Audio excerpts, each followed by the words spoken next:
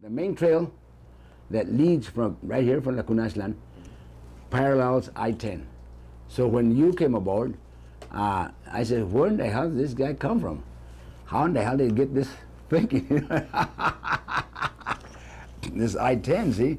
Dime. Right now we're at the bottom of the bridge, of the I-10 bridge, which is the coming into California. It's the funnel for more traffic. 7 million cars pass through this bridge every year. It has the most influx of people coming into California. Is the I-10 here. We are just seeing right now what happened now with all this water shortage, that the river has gone down as far as I would say 8 to 10 feet. It's in 1975. They wanted to put that's called the Sun Desert Nuclear Power Plant, which was just 10 miles south of the freeway, and which is a very sacred area called Cali. It's part of the Aztec calendar corner. And then we were able to stop it. And then afterwards, they were trying to build a nuclear dump, which was north of Blythe, in between Blythe and Needles. And we were very active there too, because it was going to contaminate the Colorado River. And lately, we have been very active in trying to stop these natural gas power plants that one has been built already right on top of our sacred site, and it's barely 3 miles from one of the major sacred sites that's right off the freeway.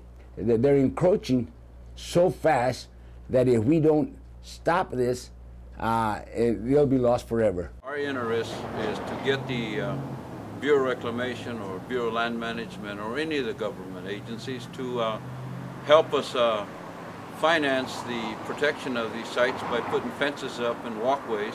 One of the things that we need to address immediately is to stop the four-wheelers or the guys with the quads and all this going over these sites that are so dear and sacred. Look at this, some of the stuff that we're trying to oppose. See, all this destruction.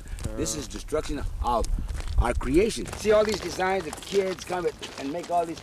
They signed John Doe, Kilroy was here, all this. So if we get the rights, we're gonna just put all the black patina back so it'll look just like a blackboard, like it used to be before. You go to some places that I go to, and people will think there's nothing here. You know, we can't even hear anything. Well, my God, to me that's such a rich resource, and especially in today's world, to go somewhere where I see no cars. And you don't have to hear I don't hear cars. Yep. I don't hear radios and silence is a resource. Indian people at one time had a vast homeland, and today we're restricted to small areas known as reservations with a boundary line. And the government still holds that land in trust for us. As people, as tribes, we should still hold that entire homeland in trust for ourselves. If we cross a river and go call us wetbacks, how I need to call the people that we know their ancestors needs to cross an ocean to came over here in 1492. If we are wetbacks, I think they are a little bit more wet than we are. So that is the thing. But let me tell you something. Like our ancestors, we never deny the right to have a place to live in peace on this motherland. So we, like our ancestors, we want to say, welcome to this Indian land. You know, I've always complained about America and Americans, they don't know history. Well, unfortunately, tribes don't either sometimes. And a project like this, you know, I think Alfredo, when he first went to Crit or something, they just see him as a Mexican. First of all, we have to know our own history.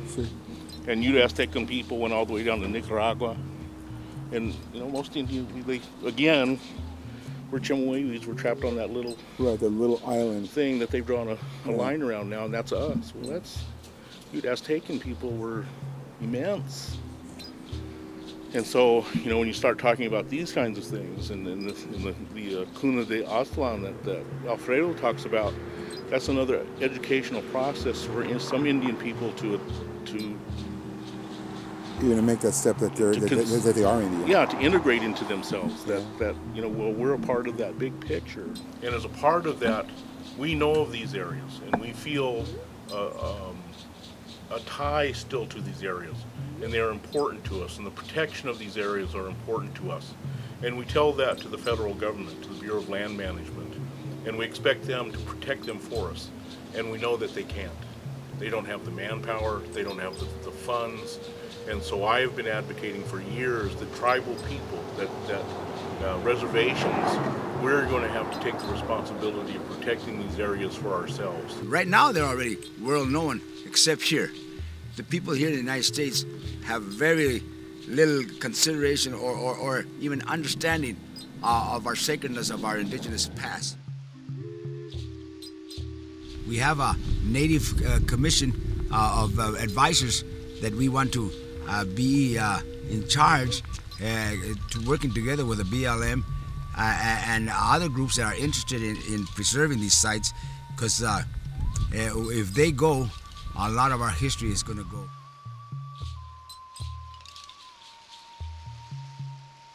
And that's why it's very important that people understand that we need to work together. It's like the fingers on the hand, tloke na wake, which means among all, we do all for the benefit of all. Different sizes and different shapes, but yet together in one human race.